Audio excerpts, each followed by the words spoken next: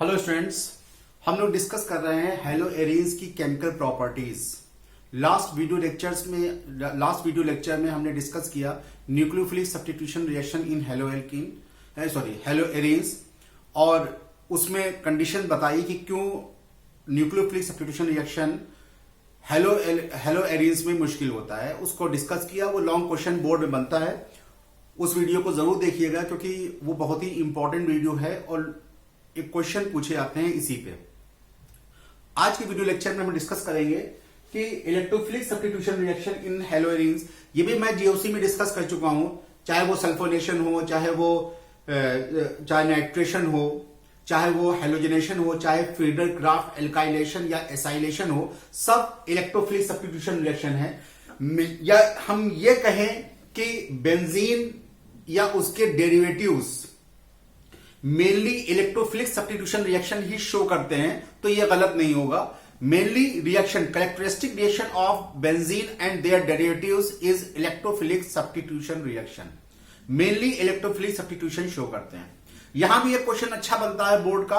वो क्वेश्चन यह है कि जैसे हेलो एरीन्स है, मान लो ये क्लोरोबेंजीन है,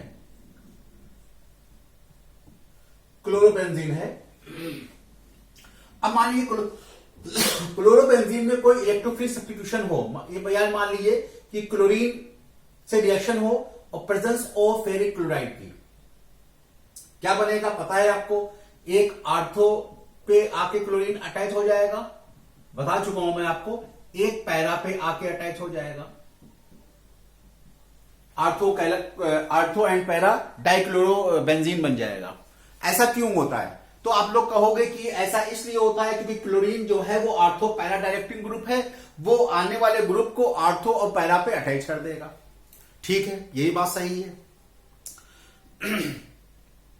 लेकिन ऐसा क्या आपने कभी सोचा है कि ऐसा होता क्यों है? क्यों आर्थो पैरा डायरेक्टिंग ग्रुप आने वाले ग्रुप को आर्थो और पैरा पे ही जोड़ते हैं? ऐसा क्यों है कि आर्थो पैरा डायरेक्टिंग ग्रुप आने वाले ग्रुप को आर्थो पैरा पोजीशन पे ही क्यों जोड़ते हैं? उसका रीजन यही क्वेश्चन है मेरा। यही क्वेश्चन बोर्ड में पूछा जाएगा कि why chlorobenzene mainly show ortho para electrophilic substitution reaction, कि क्यों क्लोरोबेंजीन की प्रेजेंस में आर्थो पैरा पोजीशन पे ही इलेक्ट्रोफिलिक सब्स्टिट्यूशन होता है। ये रिएक्शन एक क्वेश्चन ये है। ठीक है, तो उस क्वेश्चन का हम आंसर देने जा रहे हैं आपको। इसके लिए आपको क्लोरोबेंजीन के रिजोनेटिंग स्ट्रक्चर की स्टडी करनी पड़ेगी, जो कि आप जीओसी में ऑलरेडी पढ़ के आए हो। यहां पे सिर्फ रिवीजन समझिए इसका। जैसे ये है क्लोरोबेंजीन, क्लोरोबेंजीन के पास लोन पेयर ऑफ इलेक्ट्रॉन भी होंगे। मान लीजिए कि ये इलेक्ट्रॉन यहां पे शिफ्ट हो और ये बॉन्ड यहां पे शिफ्ट हो, तो इसका रिजोनेटिंग स्ट्रक्चर कैसा बनेगा? नेगेटिव यहां पे आ जाएगा। ये क्लोरीन ने अपने इलेक्ट्रॉन दिए तो क्लोरीन पे पॉजिटिव आ जाएगा। अब ये नेगेटिव चार्ज चारों तरफ घूमेगा, ये यहां शिफ्ट होगा, ये यहां शिफ्ट होगा। प्रैक्टिस कीजिए ढेर सारी, तभी कुछ हो सकता है। ये बॉन्ड, ये बॉन्ड, ये पॉजिटिव। ठीक है, फिर ये यहां पे शिफ्ट होगा बॉन्ड और ये नेगेटिव चार्ज यहां शिफ्ट होगा। यहां पे नेगेटिव आ जाएगा, ये बॉन्ड यहां आ जाएगा, डबल बॉन्ड Cl, ये। ठीक है, फिर क्या होगा? ये नेगेटिव यहां शिफ्ट हो, ये यहां शिफ्ट हो, तो रिजोनेटिंग स्ट्रक्चर बनेगा इसका सिंगल बॉन्ड Cl, वही इलेक्ट्रॉन बॉन्ड ऐसे बन जाएगी। ठीक है, बन गया। अब देखिए इसकी क्या खास बात है। ये मैंने स्ट्रक्चर क्यों बनाया? ये आपको ये बताने के लिए बनाया कि देखिए जब क्लोरीन बेंजीन से अटैच है तो वो बेंजीन रिंग को इलेक्ट्रॉन रिच कर रही है। नेगेटिव का आना मतलब क्या होगा? इलेक्ट्रॉन रिच कर रही है। और मेनली नेगेटिव कहां पे आ रहा है? एक तो आर्थो पोजीशन पे आ रहा है और एक पैरा पोजीशन पे आ रहा है। आर्थो पे नेगेटिव आ रहा है, पैरा पे भी नेगेटिव आ रहा है, फिर आर्थो पे आ रहा है, मेटा पे नहीं आ रहा है कहीं पे नेगेटिव।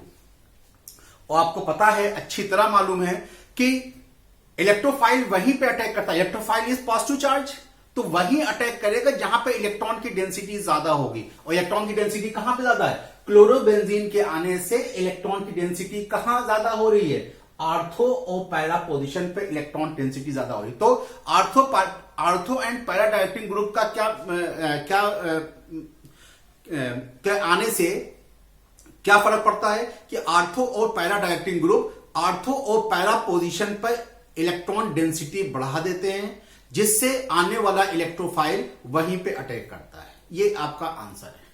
ठीक है, पहले क्वेश्चन का आंसर तो ये हो गया। और दूसरे एक क्वेश्चन और आता है कि क्यों हेलो एरियंस में इलेक्ट्रोफिलिक सब्स्टिट्यूशन रिएक्शन धीरे होता है, स्लो स्पीड में होता है और ड्रेस्टिक कंडीशन में होता है, स्पेशल केस लगाए जाते हैं। यह भी एक क्वेश्चन आता है। एक क्वेश्चन तो हो गया कि क्यों क्लोरोबेंजीन की प्रेजेंस में अटैक जो होता है इलेक्ट्रोफाइल का वो आर्थो पैरा पोजीशन पे क्यों होता है। पहला रीजन ये हो गया कि क्यों, क्योंकि वो आर्थो पैरा पोजीशन पे इलेक्ट्रॉन की डेंसिटी बढ़ा देता है, इसलिए ये ऐसा होता है। सेकंड केस कि electrophilic substitution reaction in haloarenes, why electrophilic substitution reaction in haloarenes move in a slower rate and under the drastic condition. क्यों स्पेशल केस में ही ये लागू होता है, उसका रीजन देखिए।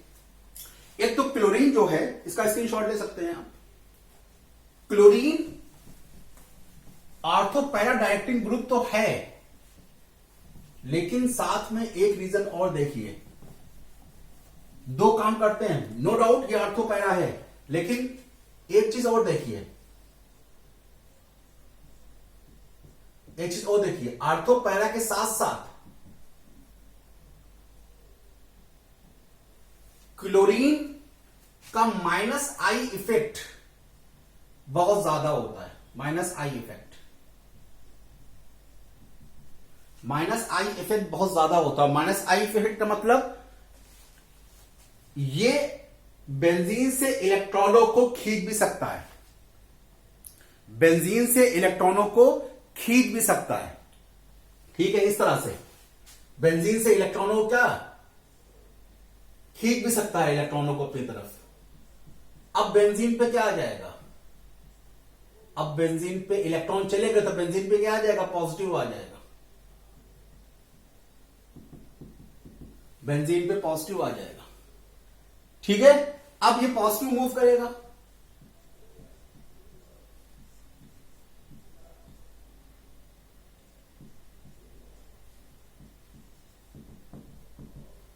ठीक है, ये पॉजिटिव मूव करेगा, पॉजिटिव।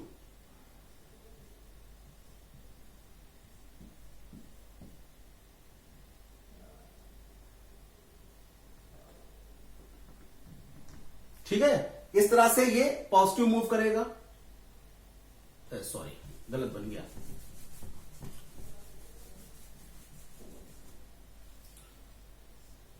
पॉजिटिव ये मूव कर रहा है तो यहां पे पॉजिटिव आया और ये पॉजिटिव खत्म हो गया, क्लोरीन। ठीक है, अब ये इसको अट्रैक्ट करेगा अपनी तरफ, यहां पॉजिटिव हो जाएगा।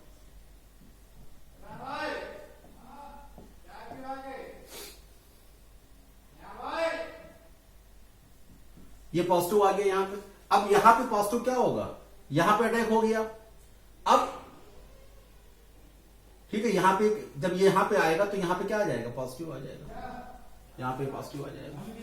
ठीक है, तो देखिए जिस तरह से आर्थो और पैरा डायरेक्टिंग ग्रुप का आने से, आर्थो और पैरा ग्रुप्स के आने से क्या था? इलेक्ट्रॉन डेंसिटी बढ़ रही थी। उसी तरह से क्लोरीन बेंजीन रिंग को डीएक्टिवेट भी कर देता है। जिस तरह से एक्टिवेट करता है, किसकी वजह से? आर्थो पैरा डायरेक्टिंग ग्रुप की वजह से। उसी तरह से माइनस आई इफेक्ट ग्रुप की वजह से इसको डीएक्टिवेट कर देता है। इसीलिए बेंजीन, अगर क्लोरीन बेंजीन में प्रेजेंट है तो इलेक्ट्रोफिलिक सब्स्टिट्यूशन रिएक्शन धीरे रेट से होती है। इलेक्ट्रोफिलिक सब्स्टिट्यूशन रिएक्शन क्या होती है? धीरे रेट से होती है। ठीक है, बात समझ आ रही है? ठीक है,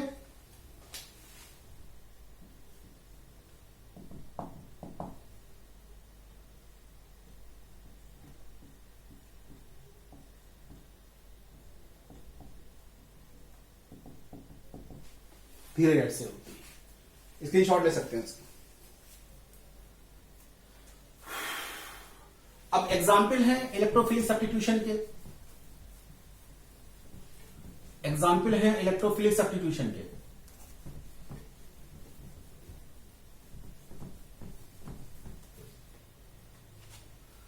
नंबर फर्स्ट हेलोजिनेशन पढ़ाऊंगा नहीं क्योंकि जीओसी में पढ़ा चुका है। जीओसी में बहुत अच्छा इसकी मैकेनिज्म बता चुकी हूं, बहुत अच्छी तरह बता चुका हूं। नंबर सेकेंड सल्फोनेशन बता चुका हूं, यहां नहीं बताऊंगा। सल्फोनेशन ठीक है। नंबर थर्ड नाइट्रेशन मैकेनिज्म पूरी बता चुका हूं, नहीं बताऊंगा यहां पे। Number fourth Friedel craft alkylation और एसाइलेशन बता चुका हूं पूरी मैकेनिज्म जीओसी में, यहां पे डिस्कस नहीं करूंगा। ठीक है, इतनी रिएक्शन आप लोग जीओसी से देख लीजिए, मैं कमेंट बॉक्स में इसका लिंक भेज दूंगा वीडियो का, वहां से आप देख सकते हो। इतनी रिएक्शन की मैं मैकेनिज्म पूरी समझा चुका हूं, इसलिए मैं इसको नहीं बताऊंगा। अब नेक्स्ट हेडिंग है reaction with metals. Reaction with metals important है, नेम रिएक्शन इसमें आएंगी, जिसको अलग कॉपी में नोट करना है, जो बता चुका हूं मैं। Reaction with metals, reaction with metals, reaction with metals. इसमें फर्स्ट है reaction with sodium.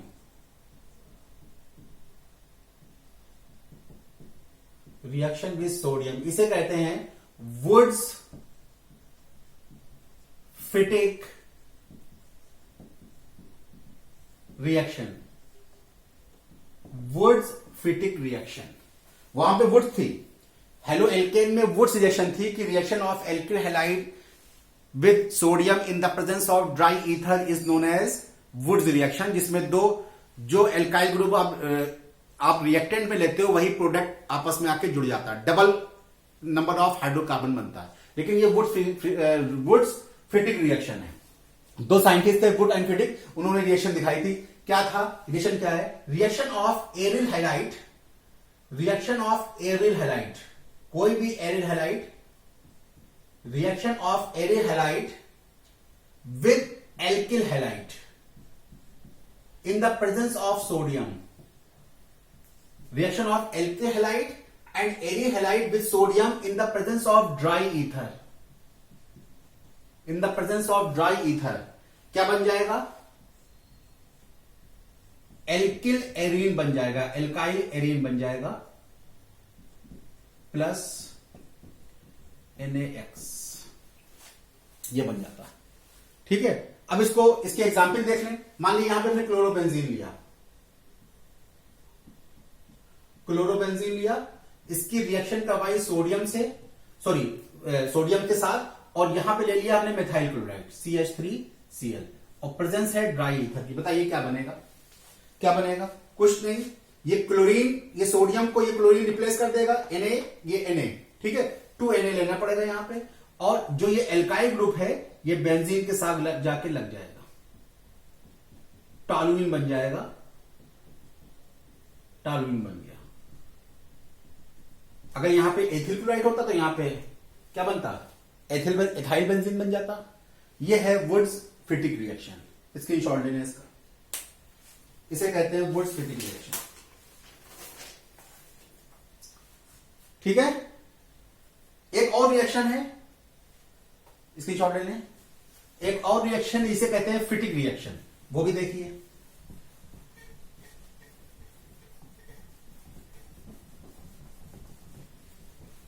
Second reaction है फिटिक रिएक्शन।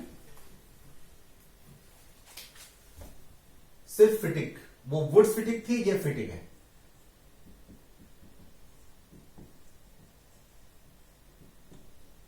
फिटिक रिएक्शन, इसमें क्या है? When alkyl halide, aryl halide, मानिए हमने क्लोरीन ले लिया, aryl halide react with sodium in the presence of dry ether dry ether. When alkyl aryl halide react with sodium in the presence of dry ether, so two molecule of it react to form diphenyl. एक benzene आके और जुड़ जाएगा इस तरह से.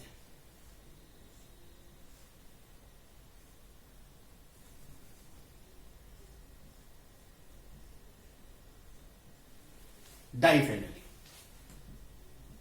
इसे कहते हैं डाइफेनिल. दो बेंजीन आपस में जुड़ गए, डाइफेनिल और प्लस 2NaCl, यह है डाइफेनिल. इसे कहते हैं फिटिक रिएक्शन. ये रिएक्शन है फिटिक रिएक्शन. ठीक है, बात समझ में आ गई? क्लियर है? इसे कहते हैं फिटिक रिएक्शन. ओके, स्क्रीनशॉट ले लें. फिर रिएक्शन विद मैग्नीशियम, ये तो पढ़ चुके हो आप, ग्रिग्नार्ड रिएजेंट बनता है. Reaction with magnesium,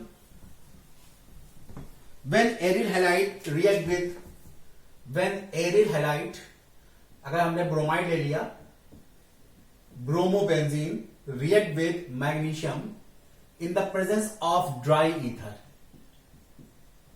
in the presence of dry ether, तो क्या बन जाएगा?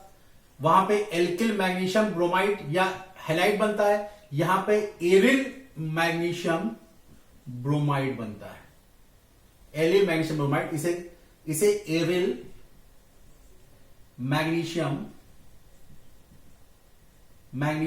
ब्रोमाइड इसका नाम है, और इसको ही कहते हैं Grignard reagent.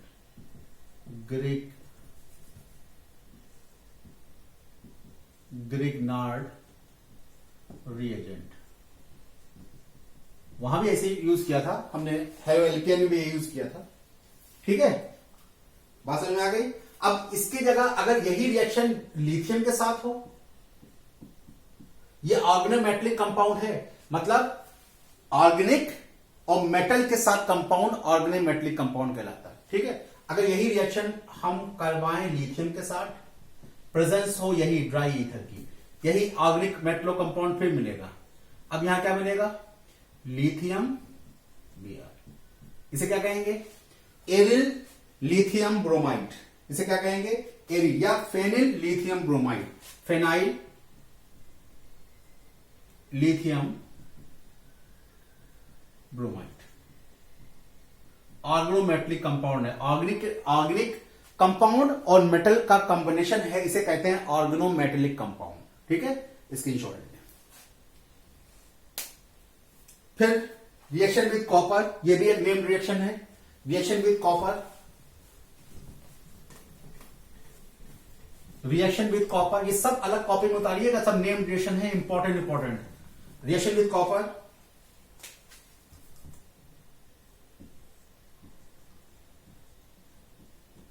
Reaction with copper, इसे कहते हैं उलमैन रिएक्शन.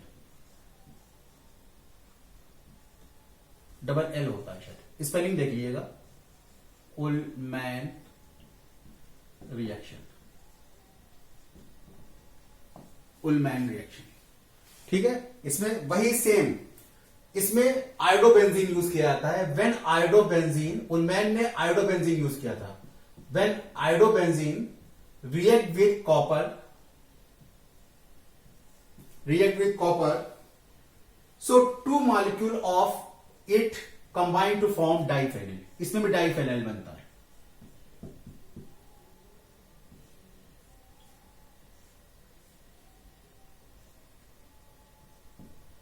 डाइफेनाइल बनता है, डाइफेनाइल प्लस क्यूप्रस क्लोराइड. अगर यहां पे सोडियम यूज करें तो फिटिक रिएक्शन, और अगर कॉपर यूज कर रहे हैं तो उलमैन रिएक्शन. कंफ्यूज ना होइएगा, दोनों प्रोडक्ट से बनता है, लेकिन वो ये सिर्फ आयोडोबेंजीन के लिए है, ये सिर्फ आयोडोबेंजीन के लिए उलमैन रिएक्शन. ठीक है, और लास्ट रिएक्शन है reduction. Reduction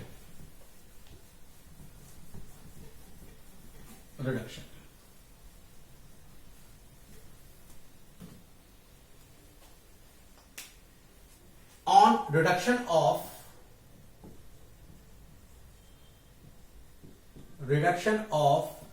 haloarenes, on reduction of haloarenes, hydrocarbon is formed.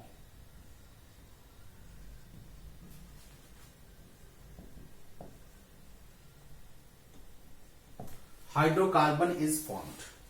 ठीक है, जब कोई भी हेलोएरिन ले लिया हमने, माने क्लोरोबेंजीन ले लिया और इसका रिडक्शन करवा दिया हमने, रिडक्शन का साइन नेसेंट हाइड्रोजन, रिडक्शन करवा दिया in the presence of nickel aluminium, nickel plus aluminium और NaOH की प्रेजेंस में, तो ये हाइड्रोकार्बन, तो बेंजीन डेरिवेटिव का हाइड्रोकार्बन क्या होगा? बेंजीन होगा, बेंजीन बनता है। ये कन्वर्जन है क्लोरोबेंजीन टू बेंजीन, ये है आपका रिडक्शन। स्क्रीनशॉट ले सकते हैं इसका।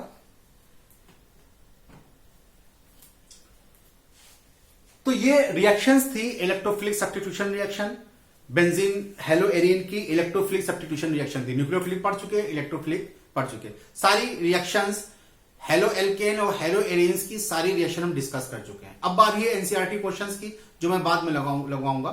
ठीक है, तो हेलो एल्केन और हेलो एरिन्स अप्रोक्सीमेटली आपका पूरा हो चुका है। Thank you so much. अच्छे से पढ़ें और खूब क्वेश्चन लगाएं, तभी आगे बोर्ड में आप लोग अच्छे नंबर लाओगे। Okay, thank you so much.